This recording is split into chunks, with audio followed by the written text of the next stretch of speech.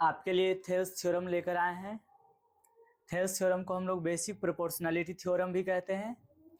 Triangles का काफ़ी ज़्यादा सबसे मोस्ट इम्पॉर्टेंट कह सकते हैं कि क्वेश्चन ये आता है और ये 5 मार्क्स में आता है। जब भी आता है तो ये लॉन्ग क्वेश्चन का हिस्सा है, इसलिए आप इसको 5 मिनट दीजिए और ये आपको 5 मार्क्स बदले में दे देगा। तो इसलिए बिना देर किए इसको हम स्टार्ट करते हैं।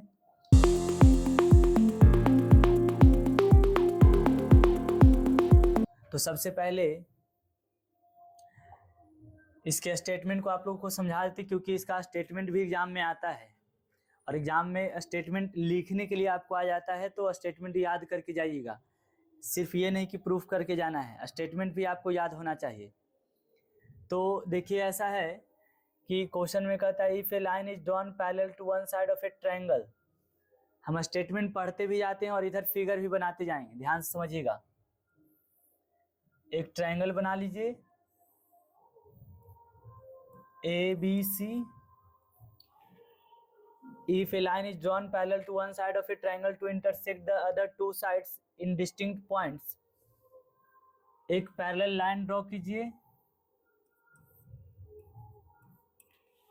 तो DE पैरेलल BC के है, ये स्टेटमेंट के अनुसार है।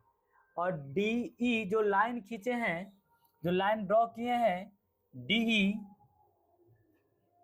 ये DE AB को D पर इंटरसेक्ट करता है और DE AC को E पर इंटरसेक्ट करता है, पॉइंट E पर इंटरसेक्ट करता है, जो कि आप यहाँ फिगर में देख रहे हैं।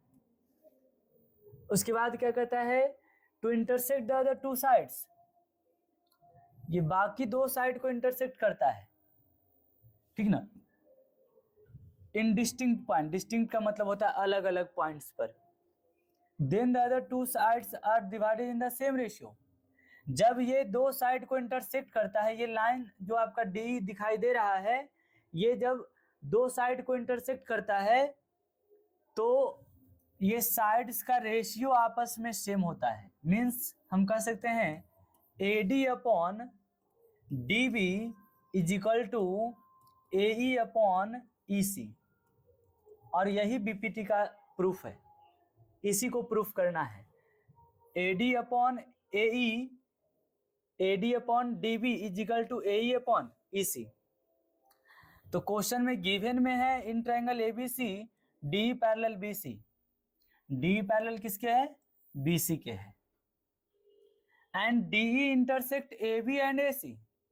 DE AB को भी इंटरसेक्ट करता है और AC को भी इंटरसेक्ट करता है। कहां पर करता है, पॉइंट D पर और पॉइंट E पर रिस्पेक्टिवली। रिस्पेक्टिवली शब्द आने का मीनिंग है कि AB को इंटरसेक्ट कर रहा है, ठीक ना। DE इंटरसेक्ट कर रहा है AB को पॉइंट D पर और AC को पॉइंट E पर, इसी का मीनिंग है respectively. AD upon DB is equal to AE upon EC proof करना है, जो कि वहां बता चुके हैं। कंस्ट्रक्शन में ज्वाइन BE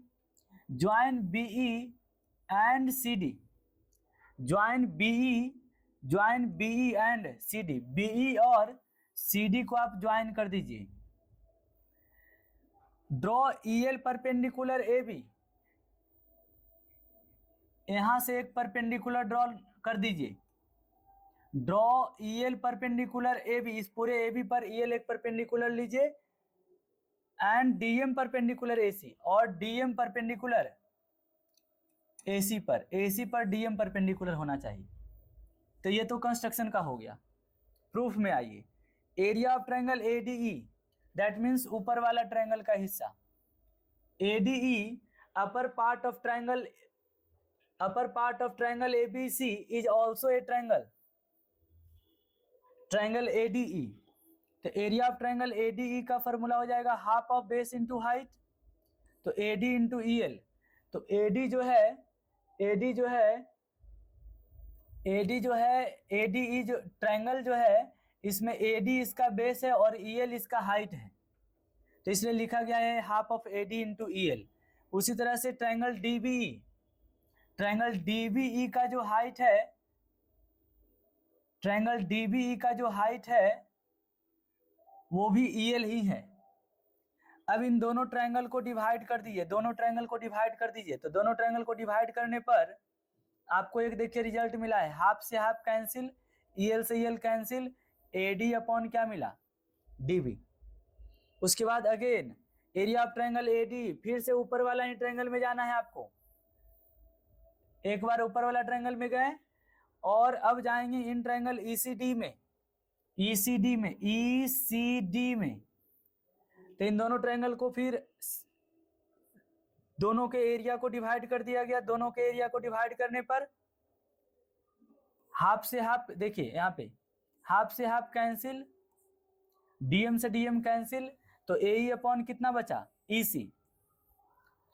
अब नोटिस करिए कि ये जो दो ट्रायंगल है आपका और ये जो दोनों ट्रायंगल है, ये दोनों ट्रायंगल सेम बेस DE पर है, इसलिए लिखा गया है triangle DBE and triangle ECD being on the same base DE and between the same parallel DE and BC, we have area of triangle DBE is equal to area of triangle ECD। मतलब कि ऐसा इस तरह से अगर figure है, इस तरह से ये फिगर है, और नोटिस करिए कि ये ट्रायंगल और ये ट्रायंगल